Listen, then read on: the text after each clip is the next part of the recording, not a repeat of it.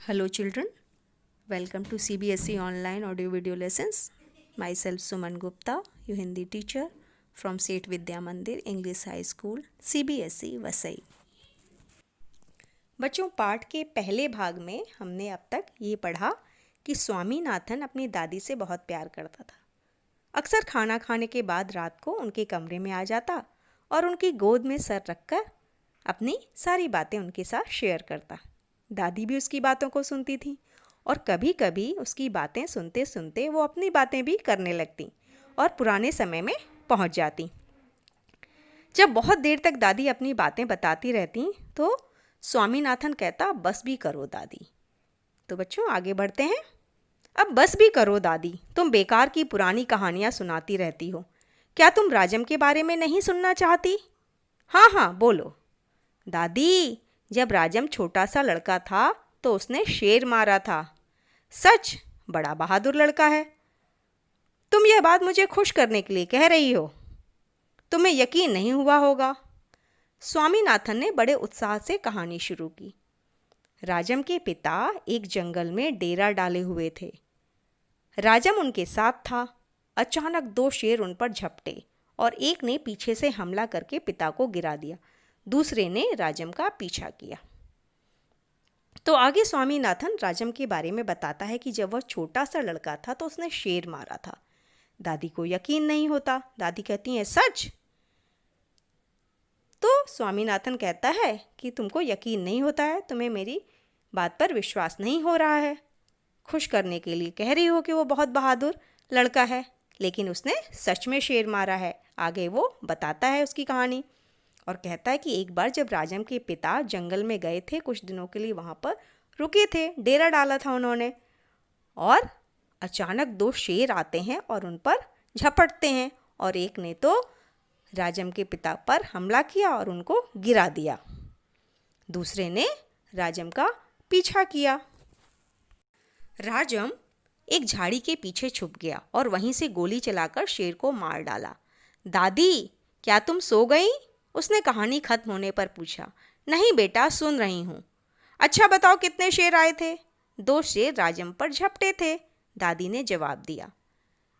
तो स्वामीनाथन आगे बताता है कि जब एक शेर ने राजम का पीछा किया तो राजम झाड़ी के पीछे छुप गया और वहीं से गोली चलाकर शेर को मार डाला। जब उसकी कहानी खत्म हो जाती है तो वह देखता है कि दादी शायद सो रही हैं। तो यकीन करने के लिए वो कहता है कि अच्छा बताओ दादी, कितने शेर आए थे? तो दादी जवाब देती हैं, दो शेर राजम पर झपटे थे। स्वामीनाथन दादी के गलत जवाब से चिढ़ गया। मैं तुम्हें इतनी ज़रूरी बातें बता रहा हूँ और तुम नींद में न जाने क्या क्या ऊल जलूल कल्पना किए जा रही हो। अब मैं तुम्हें कुछ नहीं बताऊंगा। मैं जानता हूँ तुम क्यों ऐसा कर रही हो। तुम राजन को पसंद नहीं करती। स्वामीनाथन चिढ़ जाता है, उसको गुस्सा आता है दादी के गलत जवाब से। सही जवाब क्या था कि एक शेर जो जो था वो राजम का पीछा कर रहा था। दो शेर राजम पर नहीं झपटे थे। तो चिढ़ जाता है और कहता है कि मैं तुम्हें इतनी ज़रूरी बातें बता रहा हूँ और तुम जो है उल जलूल मतलब बेकार बेकार की बातें सोची जा रही हो। अब मैं तुम्हें कुछ नहीं बताऊंगा। और वो कहता है, मैं जानता हूँ कि तुम ऐसा क्यों कर रही हो, क्योंकि तुम मेरे दोस्त राजम को पसंद नहीं करती। नहीं नहीं, वह तो बहुत प्यारा लड़का है, दादी ने बड़े विश्वास से कहा। उन्होंने राजम को देखा तक नहीं था। स्वामीनाथन खुश हो गया। दूसरे ही क्षण उसके मन में एक नया संदेह पैदा हुआ। दादी, शायद तुम्हें शेर की कहानी पर विश्वास नहीं हो रहा है। दादी बाद में यकीन करवाती हैं स्वामीनाथन को कि वो तो बहुत प्यारा लड़का है, लेकिन असल में उन्होंने राजम को देखा तक नहीं था। स्वामीनाथन खुश हो जाता है दादी की बात सुन के, जब वो कहती हैं कि वो बहुत प्यारा लड़का है। अगले ही पल, क्षण मतलब पल, अगले ही पल उसके मन में एक नया संदेह शक पैदा होता है। तो कहता है दादी से, दादी, शायद तुम्हें मेरी शेर की कहानी पर विश्वास नहीं हो रहा है।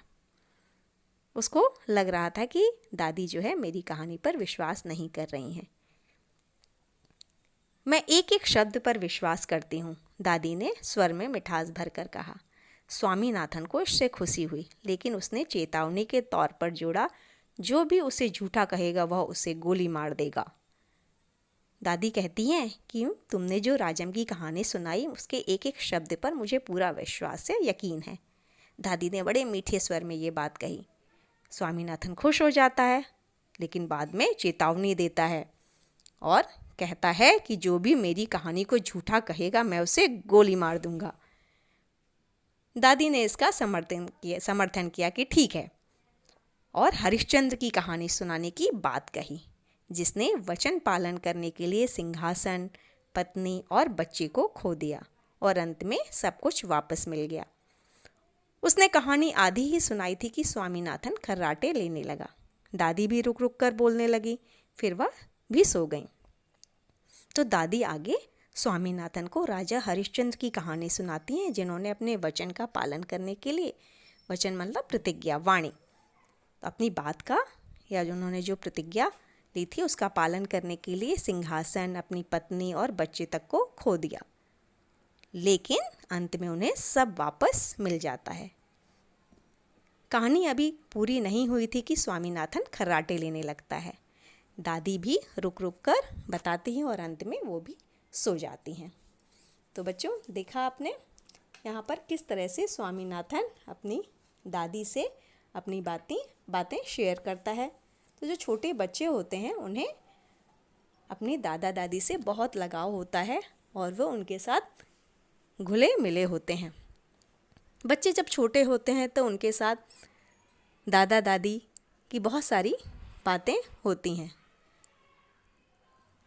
बच्चों, जो बुजुर्ग लोग होते हैं हमें उनका सम्मान करना चाहिए, उनके विषय में सोचना चाहिए, उनकी सुविधाओं का ध्यान रखना चाहिए। आपको पता है प्रतिवर्ष 1 अक्टूबर को अंतर्राष्ट्रीय बुजुर्ग दिवस भी मनाया जाता है। 1 अक्टूबर 1991 को पहली बार अंतर्राष्ट्रीय बुजुर्ग दिवस मनाया गया था। तो बच्चों, पाठ यहीं पर समाप्त होता है। पाठ को पढ़ेंगे, इसका अभ्यास करेंगे। धन्यवाद।